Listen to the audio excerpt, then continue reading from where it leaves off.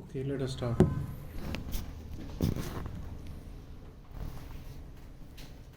Yeah.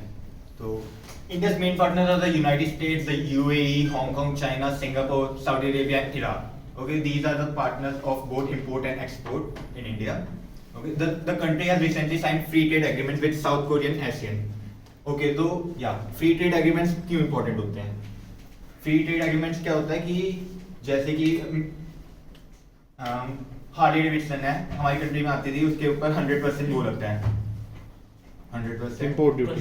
Import custom duty लगती है okay तो अभी यूएस के साथ इंडिया ने वो इम्प्रूव करने के लिए 50% उस पर वो लगाई है अपनी कस्टम ड्यूटी कम कर दी है वैसे ही इन्होंने अभी नया एग्रीमेंट के हिसाब से साउथ कोरिया एंड एशियन के साथ एक फ्री ट्रेड एग्रीमेंट किया कि कुछ सामान या फिर कुछ भी चीजें होंगी उनके ऊपर कम वो होगा उन पर इम्पोर्ट टैक्स नहीं लगेगा ठीक है इससे क्योंकि ये इंडिया के वो अपना एक्सपोर्ट इंक्रीज करने के लिए एंड ब्राजील के साथ इंडिया की एक नई डील हुई है India and Brazil agreed to boost trade and investment across a range of fields in each other's country, and they are confident that a bilateral trade target of USD 15 billion could be set for 2022.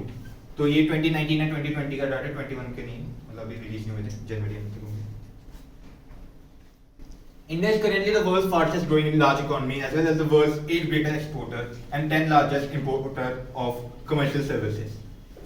Note करना है commercial services हमारा सबसे बड़ा import का वो है जैसे कि हमारे आईटी एक्सपोर्ट नहीं होगा sorry world 8th largest exporter and 10th largest importer of commercial service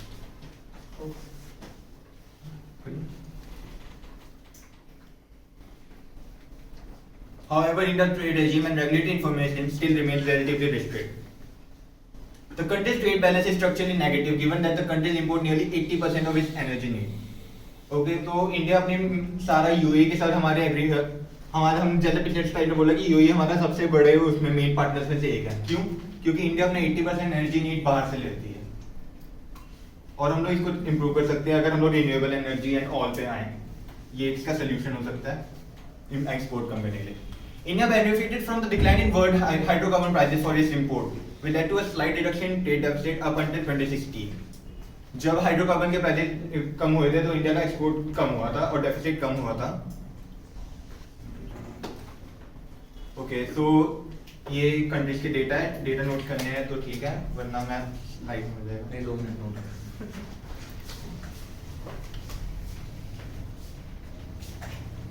this is for export and this is for import ये कंट्री वाइज है आगे आपको क्या कहते हैं कि क्या क्या इंपोर्ट होता है क्या एक्सपोर्ट होता है एंड सब कुछ हिसाब से इसी को लगा देंगे उधर सारा डेटा है इसी हाइट पे भी चलेगा इसका ये मतलब है ना कि इंडिया का 16.8% टोटल एक्सपोर्ट यूएस से आता है यूएस से आता है एक्सपोर्ट एक्सपोर्ट जाता सॉरी है एक्सपोर्ट जाता है जाता है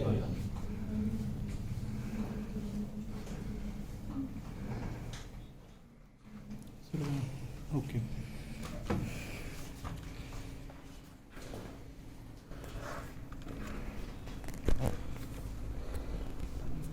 इस 2020 फिगर ओके अच्छा चला गया इधर 2021 की फेब में आ जाएगी आप देख लेना कॉम्प्लीट 2020 की सेटल्ड हो जाता है हाँ हो जाता है इधर सेटल्ड हो जाता है बस ठीक है बस ओके बैठ जाओ रोहित सर इधर ही बैठ ओके एंड ये वैल्यूज लाइक ऐड करके 100 नहीं होगी क्योंकि लाइक राउंड ऑफ है काफी की हुई थी तो राउंड ऑफ है वैल्यूज अगर 100% ना हो तो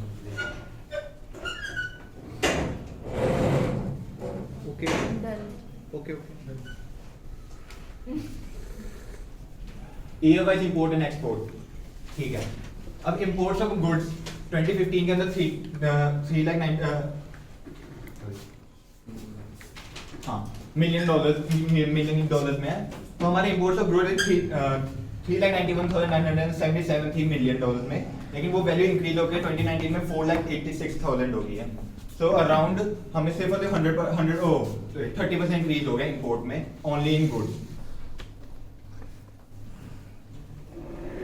एंड एक्सपोर्ट में लेकिन इतना इंक्रीज नहीं देख सकते हम लोग एक्सपोर्ट के अंदर अराउंड सिर्फ 10% से भी कम इंक्रीज हुआ है similarly for services and export में भी आप सेम वैल्यू देखेंगे क्योंकि मतलब इससे हमें डेटा से ये पता चल रहा है कि लाइक 5 इयर्स में हमारा इंपोर्ट जो है वो अराउंड 30% इंक्रीज हुए हैं लेकिन जो हमारे इंपोर्ट जो है वो 30% इंक्रीज हुआ है, लेकिन जो हमारे एक्सपोर्ट है वो ओनली 10% इंक्रीज हुआ है। डाटा तो गिरता हुआ दिख रहा है, इंक्रीज नहीं हुआ। आप कह रहे हो इंक्रीज हुआ है और Sir, decrease हुआ। 5 years 15 और back. 19 को कंपेयर 15 और 19 को कंपेयर करना सर। अच्छा 15, So 5 years के गॉट इट।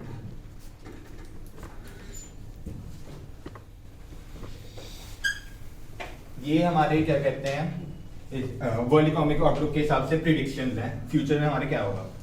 तो volume of export of goods and services annual percent change कितना हुआ है।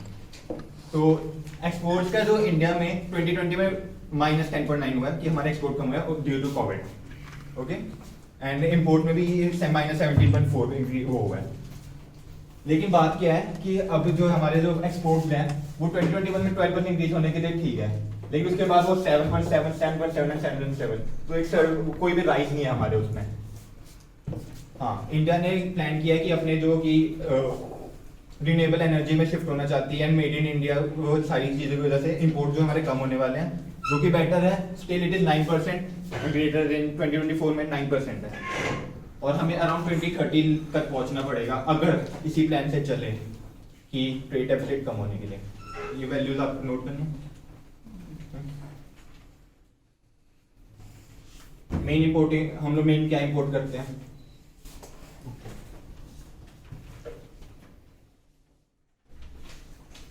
Petroleum and oils obtained from by petroleum 21.3%,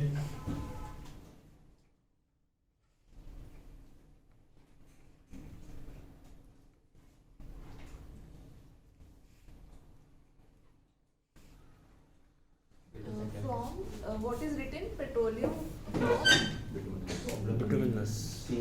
नहीं, इसमें आएगा finish by products of petroleum and all, इधर राइट में एक्सपोर्ट्स होती हैं ये grease and some lubricants etcetera to country like Thailand, Malaysia, Indonesia, Philippines etcetera.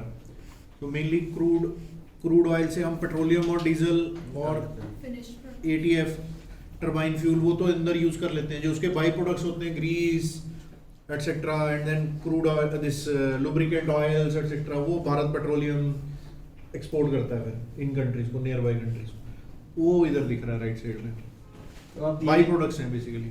तो mainly petroleum oil and coal and वगैरह की वजह से ही हमारे अराउंड 25%, 1/4 तो हमारे एक्सपोर्ट सिर्फ इंपोर्ट नहीं किया है। अब इसमें एक आप पॉइंट कहीं अगर आ जाता है इलेक्ट्रिक कार्स, इलेक्ट्रिक व्हीकल्स का, तो this will help us in a big way because our 70% dependence is on imports for all our energy need. कितना बोला, 70 या 80%, which is a very big punch point. So as soon as we start using electric cars, petrol, diesel, कम होना, demand कम होएगी तो अपने को बहुत benefit मिलेगा उसका। तो सर उसका इंफ्रास्ट्रक्चर नहीं हमारी कंट्री में आएगा ना हौली हौली। तो उस point if it is not here today, it will be done. The infrastructure investment in that will have huge, मतलब अगर किसी और कंट्री को इलेक्ट्रिक व्हीकल की इतनी एडवांटेज मिलनी है तो इंडिया को इतनी मिलेगी because of this factor. Imports. We don't have crude oil. We have not explored crude oil. जी sir. We have crude oil. ऐसा है ही नहीं कि नहीं हो। Virappa Moili was a oil minister of Congress, UPA government. He told that any petroleum minister, official statement on Times of India first page, any petroleum minister always has huge pressure from lobbyists who export oil to India not to go for oil explorations in India. क्योंकि $2, $1 ऊपर cut is given to the top, नहीं तो कौन एक minister के ऊपर कौन pressure build कर सकता है अदरवाइज, अगर उसकी हाई कमांड नहीं करेगी तो। It was a statement by sitting petroleum minister. तो इंडिया में oil is what, crude oil is animals and human fossils decomposed. तो प्रलय ऐसा तो है नहीं सिर्फ सऊदी अरेबिया में आई थी, यूएसए में आई थी, कनाडा, उन्होंने यूएसए में बर्फ के नीचे से क्रूड ऑयल ढूंढ लिया। इंडिया में भी है क्रूड ऑयल, ऐसा हो ही नहीं सकता। हमारे यहाँ कितना कुछ नीचे से निकलता है, हड़प्पा संस्कृति, ये हर जगह प्रलय आई। Everywhere people, humans and animal fossils decompose are there, but we are not allowed to explore them because of various regimes or pressures, as the minister said. Yes dear. Sir first time 2020 में exploration शुरू हुई है उड़ीसा में। First time नहीं है, मतलब large एक अच्छा गुड इनिशिएटिव है। कुछ ये जो इसका रिलायंस का भी जॉइंट वेंचर है, natural gas and all, but the point is अगर इतना हमारा पोटेंशियल है तो इतना हुआ है, और उसमें government has to have royalty agreements with the companies, because the point is अगर हम लोग किसी को हायर करेंगे to explore, the British Petroleum, Shell etcetera will give them 10 times more money. Don't tell India कहाँ ऑयल है। Sir इसका ये रीजन हो सकता है कि जब बाकी जो अभी एक्सपोर्ट कर रहे हैं वहाँ पे कम होने लग जाए तो हम एक प्रीमियम पे उसको एक्सपोर्ट करना शुरू कम करें। होने कहाँ लगेगा, नीचे से बहुत है। वो तो यूएस वाले बात कर वो Huge. नहीं है, बात है कि अगर अभी कम होने हम लोग देंगे तो जिस हिसाब से अभी कह रहे हैं क्लाइमेट चेंज है उस पर फोकस हो रहा है, तो उसके बाद काफी एग्रीमेंट बन जाएंगे कि इससे ज्यादा आप यूज नहीं कर सकते वर्ल्ड के हिसाब से। अगर वर्ल्ड वाइड इलेक्ट्रिक व्हीकल्स की तरफ चले जाते हैं ना और सोलर की तरफ, तो एनर्जी डिमांड ही काफी कम हो जानी है वर्ल्ड वाइड ही। तो फिर वो ये कोई हमारा इतना और- स्ट्रेटेजिक हम लोग नहीं है कि इसके कारण ऐसा हो रहा है। और तुमने जो पढ़ा structure- है कॉन्स्पिरेसी थ्योरी की ना इंडिया ऐसी लंबी लंबी कॉन्स्पिरेसी, इंडिया तो बेचारा बहुत मुश्किल से, मतलब it's very tough, unfortunate but very tough reality of our country. हम तो इधर छोटी छोटी चीजों में और आप जो क्रिटिसिज्म में लगे रहते हैं। अगर स्ट्रक्चर नहीं है हमारे, तो अभी टेस्ला जैसे आई है तो उसके बाद ही टाटा, महिंद्रा एंड मारुति ने तीनों ने वो दे दिया है कि महिंद्रा ने कह दिया 2024 तक हमारी आ जाएगी कार, और मारुति ने कहा है कि वैगन आर है उसका इलेक्ट्रिक मॉडल निकालने वाले हैं, एंड सबने अपनी एक एक डेट दे दी कि 2025 तक इंडिया के हम लोग सारे वो कर देंगे। फ्लैगशिप सारी आ जाएंगी। टाटा ने तो ट्विटर पे कम्युनिकेशन भी किया टेस्ला के साथ। सर टेस्ला ने भी अभी गारंटी नहीं करेगी, अभी आएगी उनकी, अभी एक्सप्लोर करने गया अभी तो फिलहाल। उसके इसके लिए बाद- उन्होंने अपने चीफ सेलेक्ट कर लिए हैं The अभी। point is, if it gets discussed, you should use this punch point. That is the purpose of my telling you this. कि कहीं पे अगर इलेक्ट्रिक व्हीकल या इन्वायरमेंटल ये हो तो उसका इंडिया के लिए बहुत बड़ा प्लस पॉइंट है, because we depend largely on energy imports. ठीक है, वो थे प्रोडक्ट्स थे, ठीक है। अब हमारी वाले सर्विसेज। इंडिया के बाद बहुत अच्छी बात है ये, हम लोग हमारे total export of 204.1 billion USD of services में से कंप्यूटर इंफॉर्मेशन सर्विस 40% है, और इंडिया को इस पर बहुत फोकस करना चाहिए और इंक्रीज करना चाहिए इसको। और हाँ, तो मेन प्रॉब्लम क्या होती है, ठीक है, बेसिक ड्रॉबैक्स क्या है हमारे सिस्टम के।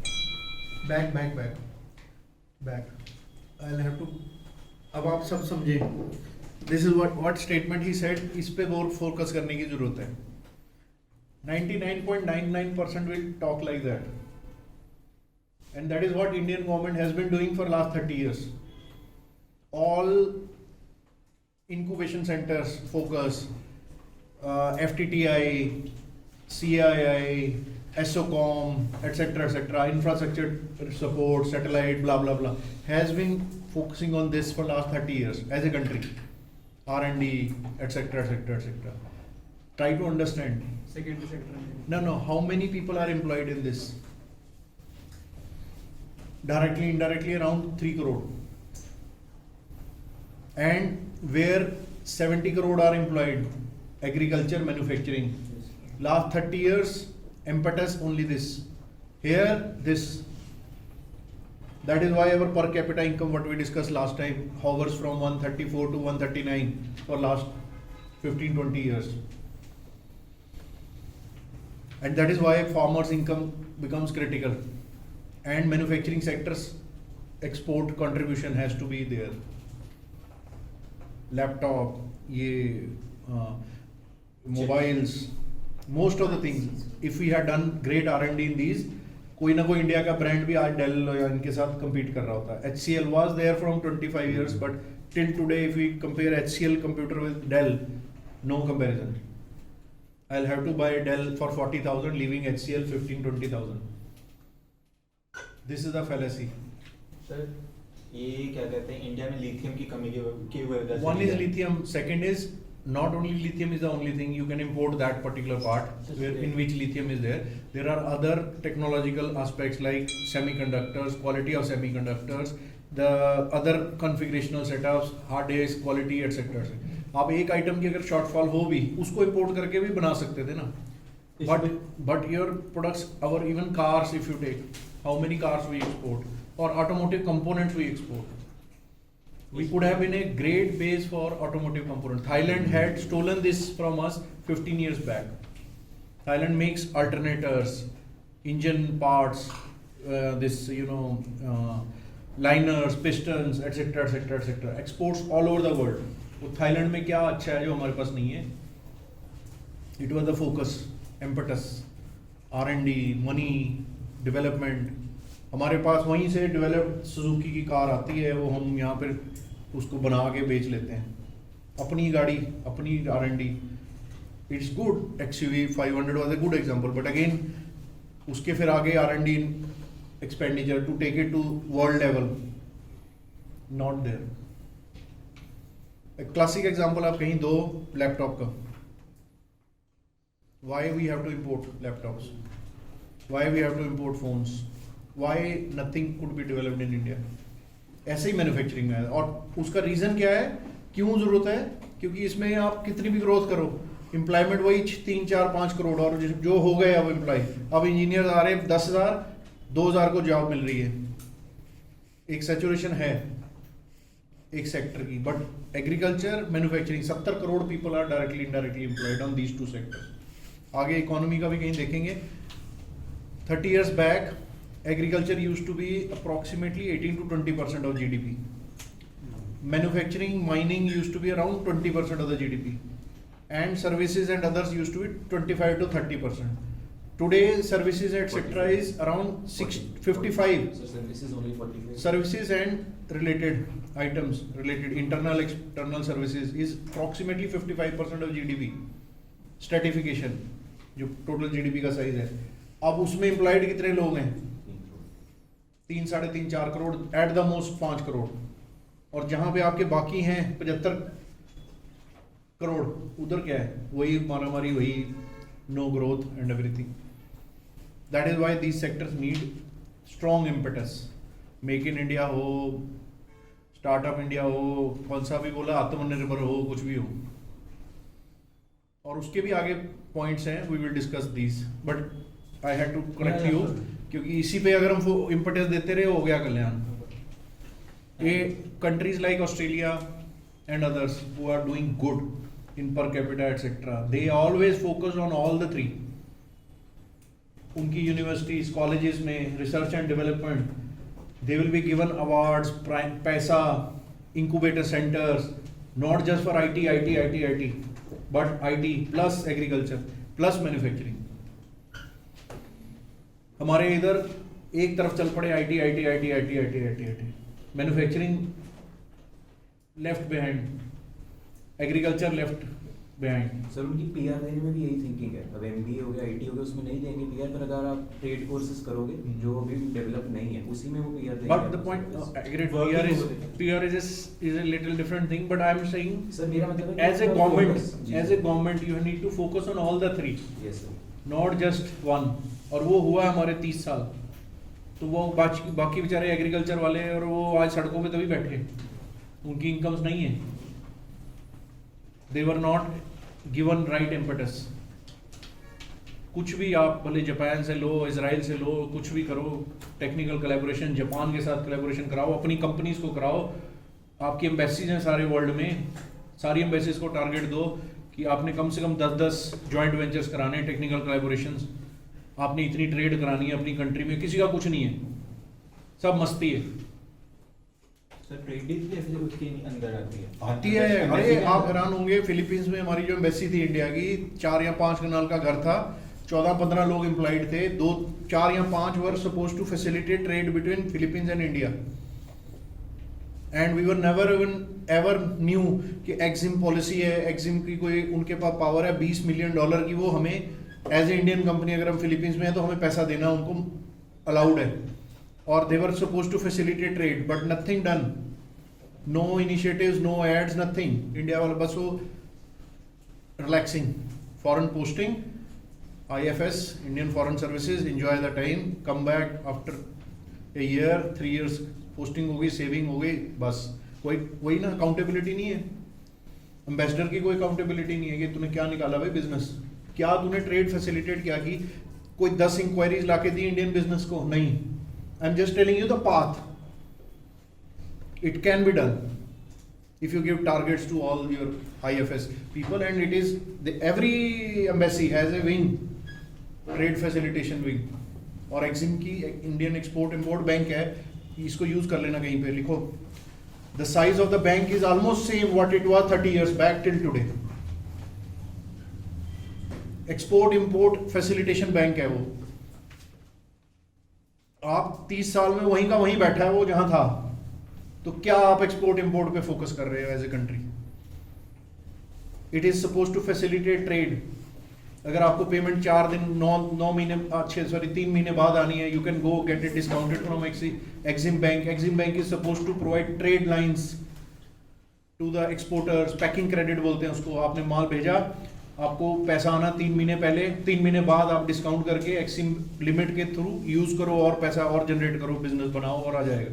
लेटर ऑफ क्रेडिट आपके पास है तो at very cheap discounting rates EXIM is suppose to provide you facility, trade facility, money की लिमिट्स अच्छी वाली 20-20, 30-30 मिलियन डॉलर्स, 500, 600 करोड़ की एक्सपोर्टर को प्रमोट करने। बट वो बैंक का साइज वहीं का वहीं है जो 30 साल पहले था, तो फिर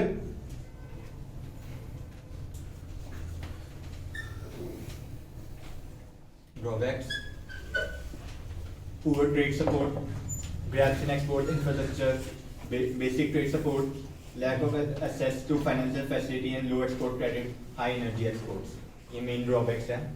तो सबसे पहला तो आएगा R&D, lack of research and development and focus on and impetus and encouragement and funds for it related to manufacturing and agriculture।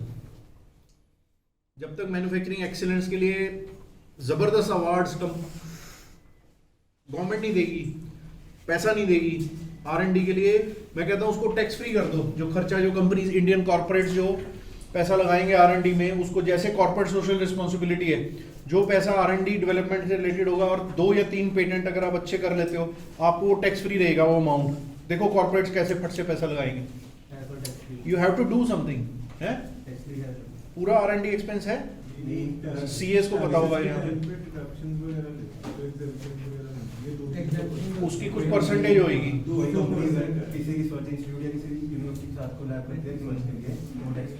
हाँ फुली नहीं होगा उसकी, कुछ अगर एग्जाम्पशंस होती हैं 200% आप जैसे कह रहे हो ना, पेटेंट से जो कमाई आएगी वो टैक्स फ्री होनी चाहिए, वो बिल्कुल ये अलग चीज होगी, वो एक अलग है। सेकेंडली इवन जो टैक्सेशन के रूल्स हैं, हाँ अगर आप उस पर जो खर्चा जैसे कॉर्पोरेट सोशल रिस्पॉन्सिबिलिटी का है टोटली टैक्स फ्री है, तो ऐसी टोटल R&D एक्सपेंस है नहीं, वो अपने जो टैक्सेशन का लॉज होंगे। वो कह रहे हैं जैसे ये कह रहे हैं डोनेशन किसी को कर दो, जैसे आप किसी और इंस्टीट्यूट को डोनेट कर दो रिसर्च में इन्वॉल्व है, तो आपको 200% कट जाता है। हाँ नहीं बट 200% आपको माफ है, इसके ऊपर आपको टैक्स नहीं देना, मतलब बियॉन्ड आपने जितना खर्चा किया एक्स्ट्रा और टैक्स बच जाता है। आप जो बात कर रहे हो कि जो पेटेंट से कमाई आएगी आप वो एक है, वो अलग एंगल है। सेकेंडली इन्वेस्टमेंट और R&D, is there a provision for making it, आप उसकी बात कर रहे हो, उसकी कोई लिमिट होएगी। जैसे हमें होता है इनकम टैक्स के लिए कि अप टू 20% तक एग्जम्पशंस। जो तू कह रहा है डिफरेंट, हाँ इन हाउस का कह रहा हूँ मैं, आई एम नॉट सेइंग कि कोलैबोरेशन ही करो। जैसे मान लो मेरी कंपनी है 100 करोड़ का प्रॉफिट है, सारी टैक्सेबल है, तो 100 करोड़ में से 5 करोड़ मैं किसी यूनिवर्सिटी को देता हूं रिसर्च करने के लिए, वो एक अलग बात है। I am saying if why I should give it only to university. Mahindra and Mahindra should spend 22 crores on its own R&D and that should be given tax free। करो गाड़ी को अप्रूव करो, लेवल 5 लेवल 6 यूरो तक लाओ और गड्डी export करो पूरे वर्ल्ड में। एक्सपेंस होगी ना, तो डाउन द लाइन वो ऑलरेडी आपके एक्सपेंस में शो होता है। हाँ तो ऑलरेडी तो एग्रीड, वो उसमें बच ही जाएगा। उसको बच agreed but if it is मतलब एक होता है regular expense, this is R&Ds, something you are spending on infrastructure.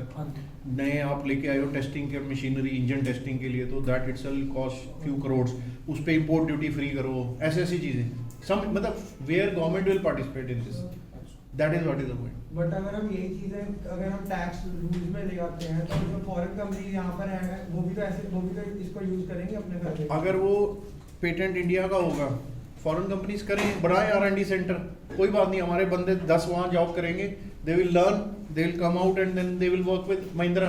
Sir ये बिग पिक्चर के लिए नहीं अच्छा लग रहा है, जैसे आप बोल रहे हो जो, अगर हम बिग पिक्चर देखें तो ओवरऑल अगर पहले 1-2 साल तो आपको सही लगेगा, लेकिन अगर हम ज़्यादा देखें तो ये काफ़ी नेगेटिव इफेक्ट पड़ेगा नहीं इकोनॉमी पे। तो करते रहो ना, R&D पे दे रहा हूँ ना इंसेंटिव, रिसर्च एंड डेवलपमेंट करते रहो, आप आगे आगे वर्ल्ड से निकलो। सर मैं कह दूं मैं 80% अपना R&D पे लगा। सर्टिफाई करेगी ना इंडिपेंडेंट एजेंसीज।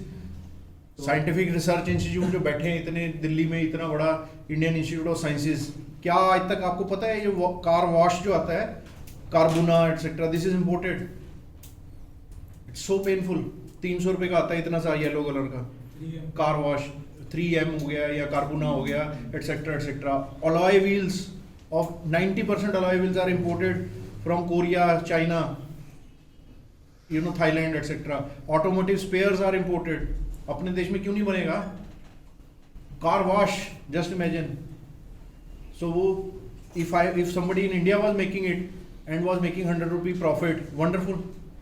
10 लोगों को employment देगा ना। अब वहाँ से पैक्ड आ रहा है, उसको सिर्फ बॉटलिंग करके इंडिया में हम डिस्ट्रीब्यूट करते हैं, कार्बोना, कार वॉश और सर उसके बाद जब पेटेंट्स है you get something out of it, कोई नई टेक्नोलॉजी आती है, उसका जो उसका प्रॉफिट होगा उसको भी तो टैक्स भरना पड़ेगा ना। तो यू विल गेट पे बैक, गवर्नमेंट विल गेट पे back, but it will be my product. मैं 10 कंट्री में और भी तो भेजूंगा। वही बात आज जो मेरे को 3M भेज रहा है, आई विल आल्सो एक्सपोर्ट ना। I have not, unfortunately my laptops, my own क्यों नहीं है किसी भी नाम में इंडिया का, किसी भी ब्रांड का। And there were companies, HCL was there, laptop मेरे पास था, मुझे फ्री मिला था। मैं क्या था, महिंद्रा हॉलीडेज के साथ फ्री मिला था, तो उसको it's was horrible machine and it is available, cheap है, बट नहीं लूंगा मैं डेल का लूंगा 30,000 का डबल। तो why not, there is some Dell in India. Try to understand the main point. आज अमेरिका क्यों सुपर रिच है? Nike, Apple, 90% brands, where is the origin, where is the royalty going, where is the profit going? USA। किसी product में तो हम बनते हैं, सिर्फ हम ये जूट और यही सब बनाने के लायक नहीं है। हम बहुत इंटेलिजेंट कंट्री है, हमारे साइंटिस्ट चले जाते हैं। अब वही इसमें ब्रेन ड्रेन भी आ जाएगा। हाँ। बिकॉज इतने फॉरेन कंट्रीज में बाहर जाके इंडियन लोग एम्प्लॉयड है, वो वहाँ पे R&D देखते हैं, और क्योंकि यहाँ पे उनको सफिशिएंट अपॉर्चुनिटी मिलती है, वो बाहर चले जाते हैं। एक वो अब हमने DRDO में कर रहे हैं, आगे है और कुछ बस। What to improve? Okay, back. Drawbacks. So R&D should be number 1. Strong research and development focus. Government of India ने अगर कुछ सिर्फ कहने से आत्मनिर्भर देश नहीं आत्मनिर्भर होगा, गवर्नमेंट को एक बड़ा जबरदस्त इनिशिएटिव लेना होगा। लाने होंगे साइंटिस्ट बाहर से, इनवाइट करो उनको, गवर्नमेंट एम्प्लॉयबिलिटी दो, दे दो 4-4, 5-5 लाख रुपए salary. So there are still many like people who are very intellect and not going out because they want to serve their country. हाँ, there are, but they are not getting equal opportunities. It's a pain. It's a very big pain. है तो है ही है, परंतु what is the way forward? Way forward is government should start something very big as far as R&D is concerned. Big setup. All world's latest research and development, incubation, whatever you need for, Japan के साथ आपकी दोस्ती है, उससे collaboration करके automotive research centre खोलो। उसके साथ आप बोलो ये computer, laptops, semiconductors, this electronics and other items, mobiles and etcetera. Get the best brains. People will come back. Give them employment contracts for 20 years. I am talking radical. But if you don't do radical things, you are not doing anything. You are insignificant in world export. एक figure लिखो, अब कोई नहीं आई तो, out of total world exports, China's share is near 19%.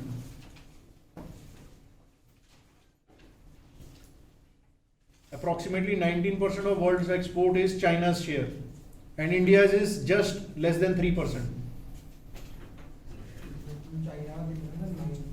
Almost 19%, 19 to 20%, 18.3. approximately 19. After US China trade war, it is 18.3. 18.3 चलो, 18 near 19 लिख लो.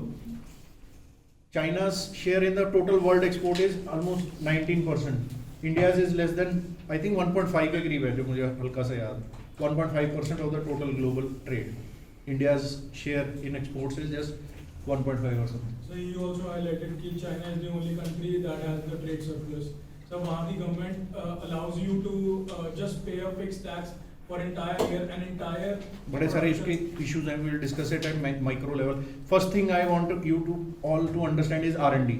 Got it? Yes. अब second thing, very important, ये आपको unique points हैं, economic times इधर उधर कहीं नहीं मिलने वाले. These are my own, analysis. Number 2, cost of capital. आज तक किसी फाइनेंस मिनिस्टर ने एक बार 1 रुपए की बात नहीं की कि आरबीआई का रोड मैप होना चाहिए, मेरे यहाँ पे 4% लोन कैसे मिलेगा मेरे बिजनेसमैन को। RBI Liber plus basic 100 basis point is what people get worldwide for doing business, and LIBOR is normally 1.5 or something. So 2.5-3% पे लोन मिलता है वर्ल्ड में बिजनेस स्टार्ट करने के लिए, और इंडिया में मिलता है 12% पे। ग्रेटेस्ट इन टॉप 10 जो भी कंट्री की बिगेस्ट टॉप 10 इकोनॉमीज है वर्ल्ड की, सबसे ज्यादा इंडिया लगाती है। यूएस ने इंक्रीज करने के बाद भी इंडिया से कम है। क्या दोस्त? सर टैरिफ पे आते हैं, बैक करो ना अपना, उसी स्लाइड पे रहो। उसमें नहीं है। हाँ इसमें नहीं है। आई एम टेलिंग कि उसके रिलेटेड जो पॉइंट्स हैं, नहीं जो drawbacks.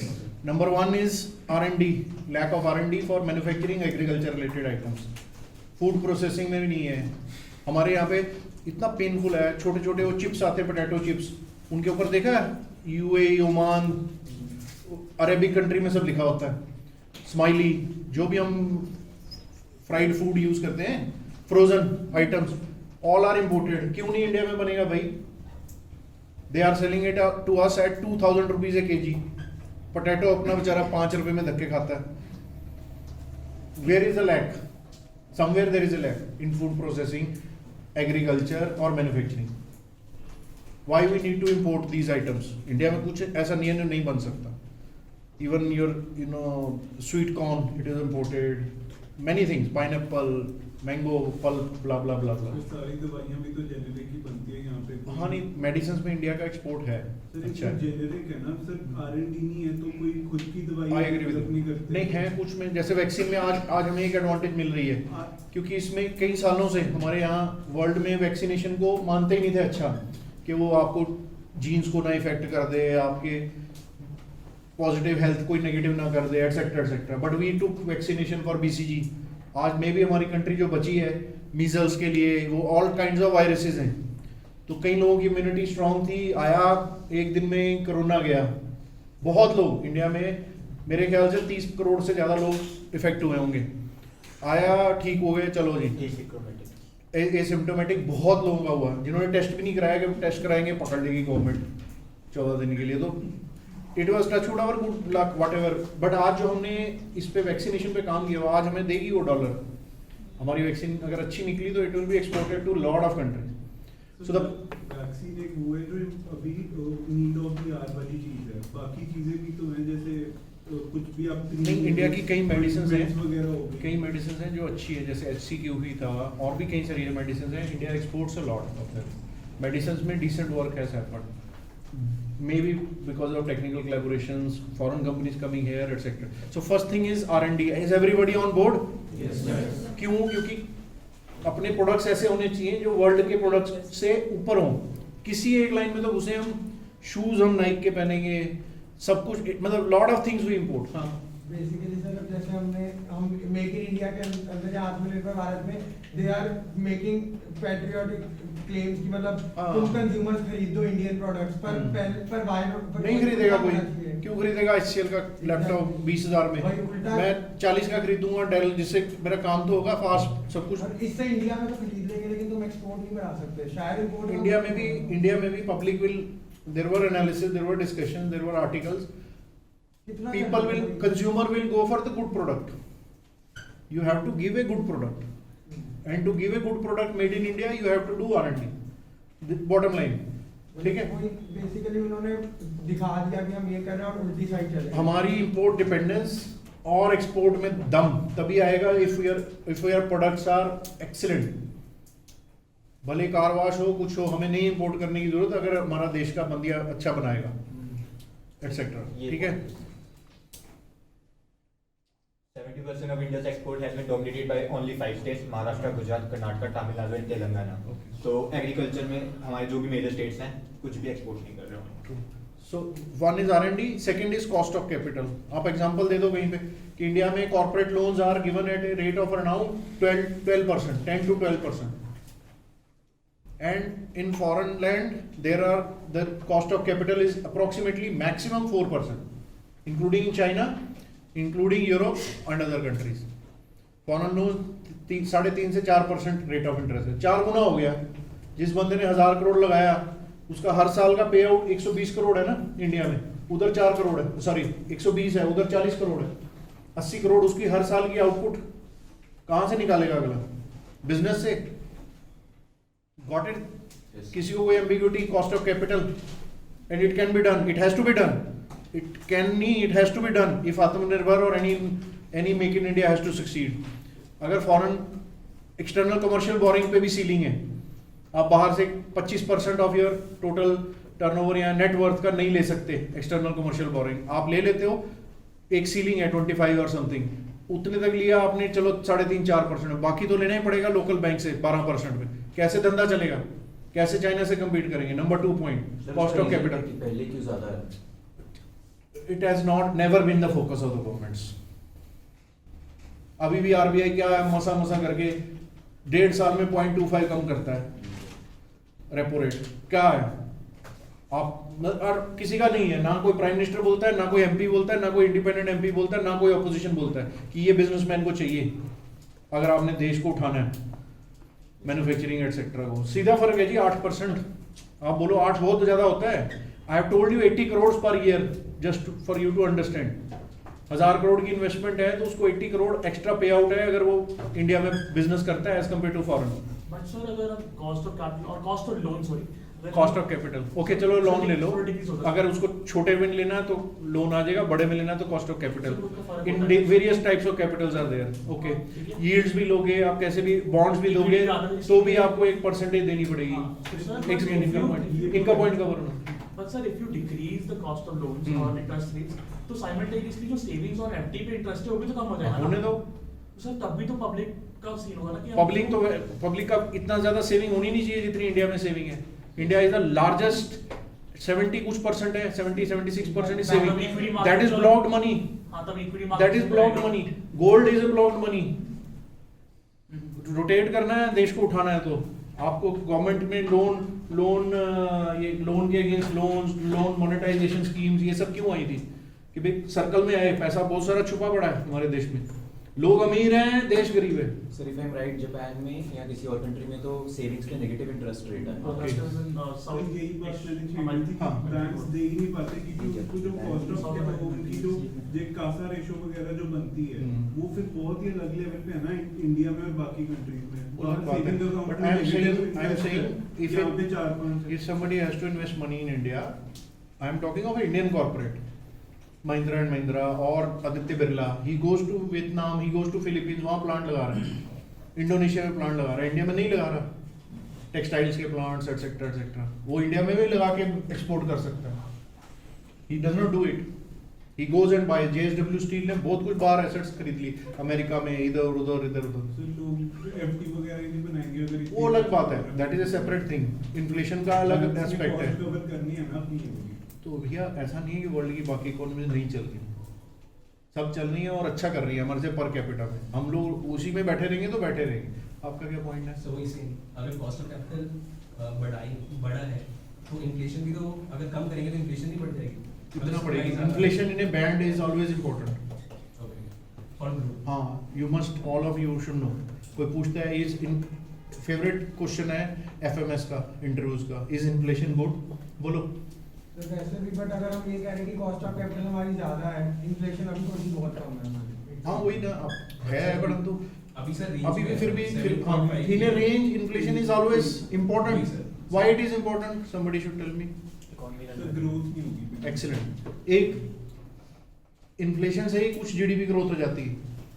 If for the same items produced price बढ़ गई तो जीडीपी कुछ ग्रोथ हो गई। लेकिन जो मैन्युफैक्चरर है, हाँ जीडीपी तो, लेकिन उसको इन्फ्लेशन को लेके वो होती है ना कैलकुलेट। नहीं हाँ, न्यू प्राइस जो आज की जो प्राइसेस होती हैं आपकी आइटम्स प्रोड्यूस इनटू द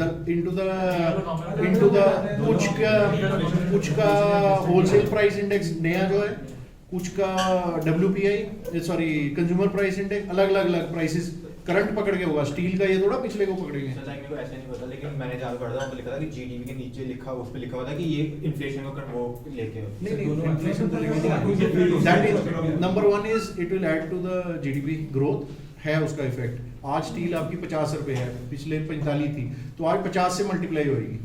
कुछ आइटम WPI पे पकड़ी जाती है, कुछ CPI पे, कुछ रिटेल पे। WPI CPI wholesale price index, कुछ कंज्यूमर प्राइस इंडेक्स हैं, तो उनको पकड़ के मतलब उनके पैरामीटर्स हैं कि ये आइटम्स का होलसेल प्राइस पकड़ी जाएगी क्वांटिटी से मल्टीप्लाई करने के लिए etcetera. Point one is that. Secondly जो इन्वेस्टमेंट करता है, पैसा लगाता है, वो भी देखता है कि मेरी प्राइसेस इतनी बढ़ेंगी। एक पॉइंट पे जाके कॉस्ट, मार्जिनल कॉस्ट का इम्पैक्ट है, मेरी इतनी आउटपुट होएगी तो कॉस्ट तो ऑलमोस्ट फिक्स कॉस्ट इतनी रहेगी, पर मेरा ग्रोथ आगे, सेल्स प्राइस बढ़ेगी तो कुछ मुझे फायदा होगा। तो those are second, that is the second advantage of inflation. तो बहुत ज़्यादा नीचे भी नहीं होनी चाहिए, in a band it is required. So okay, let us quickly close the point. Sir वही मैं कह रहा था कि अगर इन्फ्लेशन ज़्यादा बढ़ गई, कैसे बढ़ गई? मतलब अगर कल आपने कंट्रोल भी तो करनी है गवर्नमेंट ने, गवर्नमेंट को भी तो कुछ काम है कि नहीं इन्फ्लेशन को कंट्रोल करना। सिर्फ कॉस्ट ऑफ कैपिटल से नहीं बढ़ती inflation.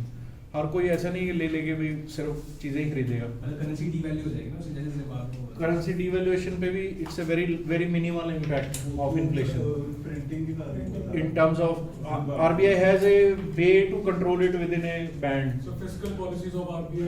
Different monetary is one, forex is second. There are many arms. So government also can do lot of things. कुछ आइटम्स पे आपको सीलिंग भी कई बार लगानी पड़ती है, स्टील, माइनिंग एटसेट्रा एटसेट्रा। इससे ज़्यादा स्टील का प्राइस नहीं होगा, नहीं तो फिर तो बढ़ता ही जाएगा। तो okay, one is cost of capital.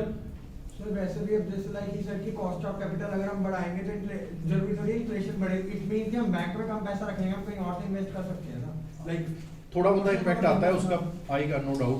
अगर मनी मोर लेस, अगर लोग लेस बैंक में रखेंगे तो ज़्यादा स्पेंड करेंगे, तो उससे इन्फ्लेशन पे आने के चांसेस होते हैं। But government has the arms to keep a control on it. उसको स्पेंडिंग की तरह की जगह इन्वेस्टमेंट के दूसरे सोर्सेज की तरफ भी जा सकता है। आप जा सकता है, but but chances are what you were saying, थोड़ा इम्पैक्ट इन्फ्लेशन पे आने के चांस होते हैं, बट उसको कुशन डाउन कर सकती है आरबीआई के बॉन्ड्स इसीलिए होते हैं। Government. Many arms are there. Okay, number one is cost of capital, number two is cost of land.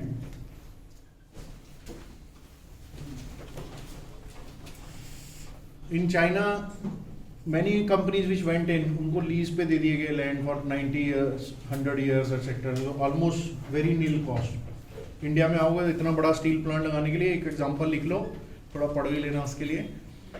POSCO steel Korea wanted to invest almost 19,000 crores in India, and it kept on struggling for land approvals etc. for 12-15 years.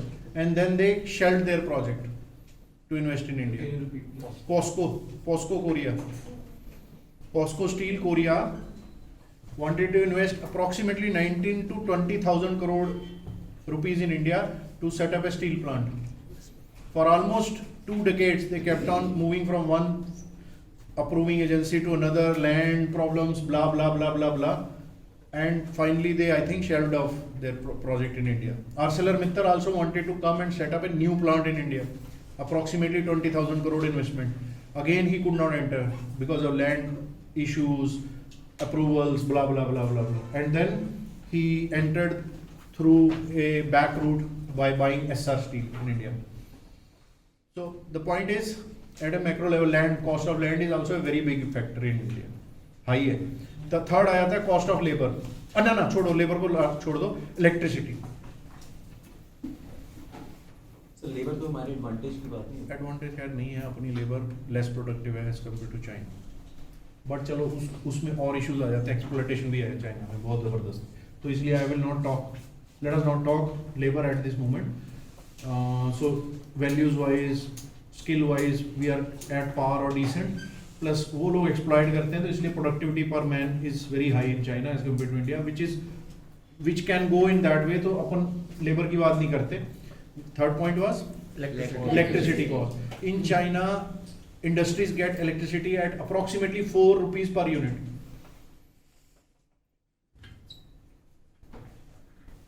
किसी time 2 था, आज के दिन में जो मुझे approximate idea है, that is approximately 4. And in India, most of the industrial supply of electricity is near 6 to 8 rupees, varying from state to state. Again 50% से ज़्यादा ऊपर होगी। वैसे स्टील प्राइसेस भी चाइना में इंटरनली लोकल कम होती हैं, जिनके कारण वो ये जो बनाते हैं हमारे ताले, ये जो भी आइटम है, cycle parts etcetera etcetera, they get steel at 34-35 rupees a KG. Cost of raw material भी लिखो, कॉस्ट ऑफ इनपुट मटेरियल्स।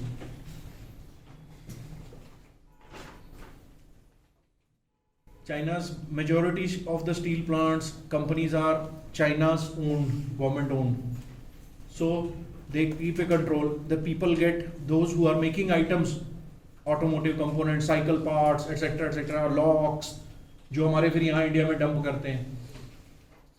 सस्ता कैसे आता है? सस्ता ऊपर से तो गिरता नहीं, कोई लॉस में तो नहीं बेच सकता चाइना में। ऑलमोस्ट उसका जो ताला बन के आता है वो भी ऑलमोस्ट उसी वेट का होता है जितना हमारा होता है, हाफ के जी। हमारी इंडस्ट्री को मिलता है 55 rupees a K G steel, and over there they get it at 35 और 40 रुपीज़। कितना बड़ा पैरिटी आ गई बताओ। Just one example I have taken of steel. So input cost वो कंट्रोल रखती है गवर्नमेंट, सस्ती उनको इलेक्ट्रिसिटी देती है, लैंड आराम से मिलता है लीज पे, कोई खर्चा नहीं है, कॉस्ट ऑफ कैपिटल 4-5% है। तो क्यों बिजनेस इधर आएगा उधर से? बताओ, गेट इट। और इस पे आप देख लेना, finance minister, prime minister, very rarely they talk, because हम भी public voice of customer is not there. Majority of voice of customer is पानी फ्री दो, बिजली दो, मंदिर, ये वो etcetera etcetera, and they are very smart to understand voice of most of their customers, the voters.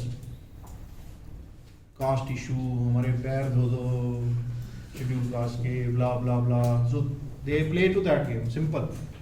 हम लोग matter नहीं करते, वोटर्स आगे आएगा टैक्स वाले में। ठीक है, ये 4 पॉइंट। किसी को डाउट? हाँ सर, ये जो स्टार्टअप्स होते हैं ये R&D का पार्ट होगा कि डिपेंड करता है स्टार्टअप किस तरह का है। अगर आप कोई नया प्रोडक्ट लेके आ रहे हो तो आप उसको नया ही लेके आ रहे हो तो R&D आपने की है तो उसको पेटेंट कराओगे, उसको नाम लोगे, कॉपीराइट लोगे, फिर आप उसको लॉन्च करोगे, तो इट विल कम अंडर, मतलब R&D वाला प्रोडक्ट होगा तो वो होगा। कोई अगर आपने आइडिया सोचा है कि यार मैंने ऐसी चीज़ बनानी है, या टेक्नोलॉजी रिलेटेड ही है, कोई साइट सोची है या कोई ऐप सोची है, that will be startup which is related to R&D। With R&D you have to come out. अगर कोई ऐसा प्रोडक्ट है जैसे मारुति सुजुकी को कोई आइटम दे रहे हो, कोई और 4 सप्लायर दे रहे हैं, आप भी देना चाहते हो, तो आप उसी प्रोडक्ट की ड्राइंग मारुति सुजुकी आप उसको सिर्फ बना के दे रहे हो। मैन्युफैक्चरिंग प्रोसेस में कोई एक्सीलेंस इतनी नहीं है, कोई प्रोसेस चेंज नहीं है, तो वो नॉर्मल प्रोडक्ट स्टार्टअप आएगा, नॉट R&D रिलेटेड। तो जैसे अपना जो जैसे जोमेटो और बाइजूस जैसे इतने सारे ऐप्स होते हैं, तो ये कहीं ना कहीं स्टार्टअप है अपने सर्विस है। हाँ। तो इनको मतलब जैसे अभी अपन ऐसे सारी एग्जांपल्स दे रहे हैं, तो इनको फॉरेन इन्वेस्टमेंट क्यों मिलता है फिर? क्या मिलता है?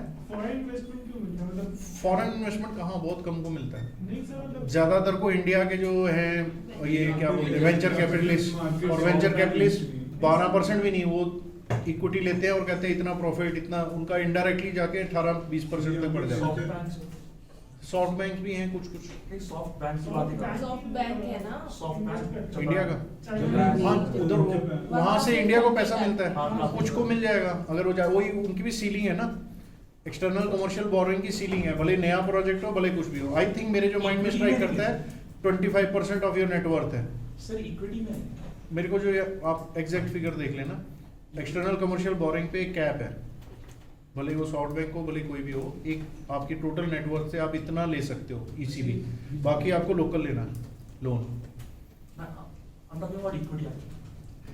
Equity, if they buy equity in you, then also if it is foreign equity investment, वो भी शायद ECB में आती हो। I am not very sure about the corporate, कोई सम यू चेक, आप ऑडिट के लिए दे रहे हो ना, PPT उसमें बनाओ, डालो, ढूंढ के लाओ क्या एक्सटर्नल कमर्शियल बोरिंग के रूल्स, एक्सटर्नल कमर्शियल बोरिंग के रूल्स और इक्विटी इन्वेस्टमेंट के रूल्स, FDI FII का डिफरेंस।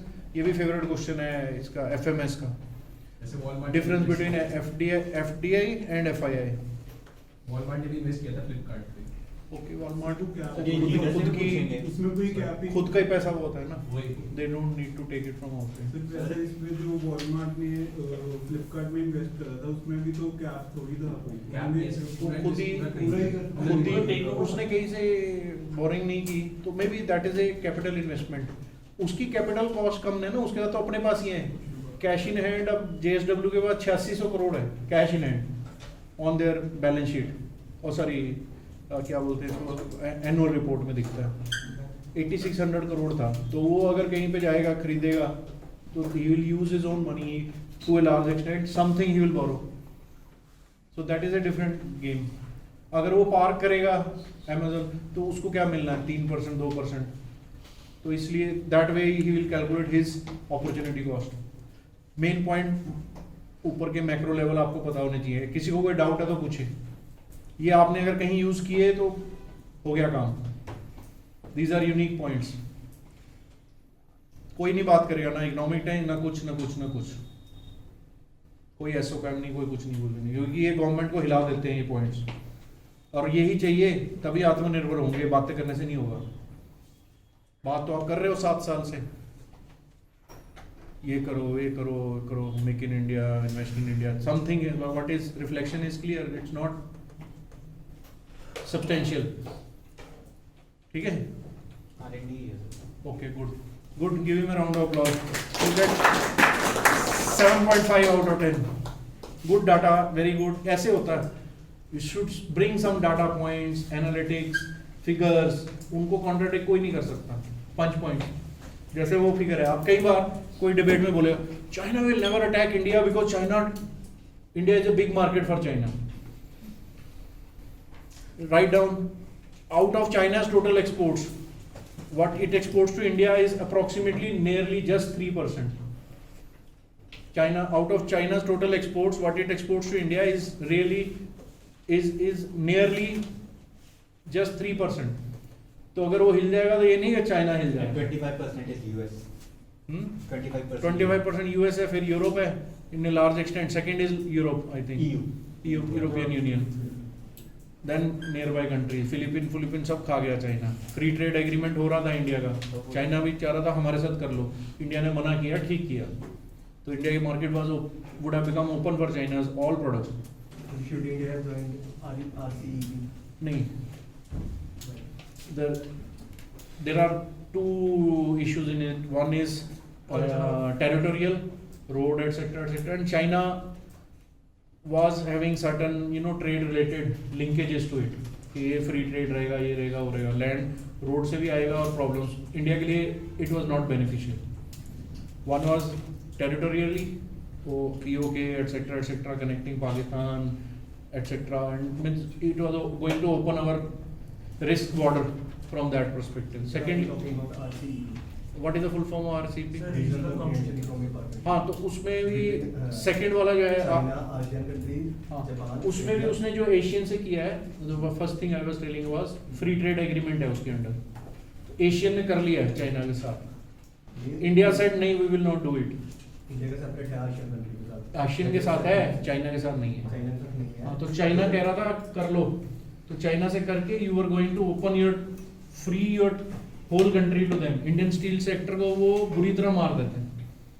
आज आपने मेरे को जो फिगर है माइंड में, अप्रॉक्सीमेटली 20-25% इम्पोर्ट ड्यूटी लगाई है इंडिया ने चाइनीज स्टील आइटम्स पे, स्टील पे. Let's talk only one sector. If it was not there, your Indian steel companies would have collapsed because of these factors. Price of capital, electricity, raw material, everything is high. Or he would have dumped here. So India ने Asian को भी warn किया कि you will be ruined.